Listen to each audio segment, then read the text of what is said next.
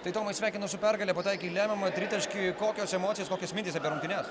Nežinau, daug labai emocijų, atidam visą širdį šitom varžybom, stengiamės, nepalūžom, jau buvo -1 ar kiek ten neatsimenu, tai va, nepalūžom, atidirbom gynyboje ir išlašėm. Manau, labai norėjom tiek mes, tiek priešininkai, bet sėkmė mums labiau lydėjo mus. Kokie rungtynių faktoriai tavo galva nulėmė, kokie žaidimo aspektai nulėmė, kad pergalę būtent šventėte jūsų komanda?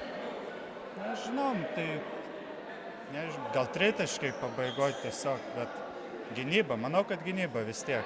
Atidirbom visi gynyboje, kaip išėjo taip. Na, jūsų komanda turi daugiau patyrusių žaidėjų, ar tai taip pat buvo svarbus argumentas, nes ir Marius Valkauskas pabaigoje pataikė, na, galų galia ir tu pataikai. Jo, manau, čia Marius Valkauskas kaip ir mūsų komandos lyderis yra, jisai ir lemiamų metų kamuolį pasiėmė ir žaidė. Manau, jisai mūsų komandos lyderis. Daug tokių pergalingų tritaškių esi išveitęs? Ne.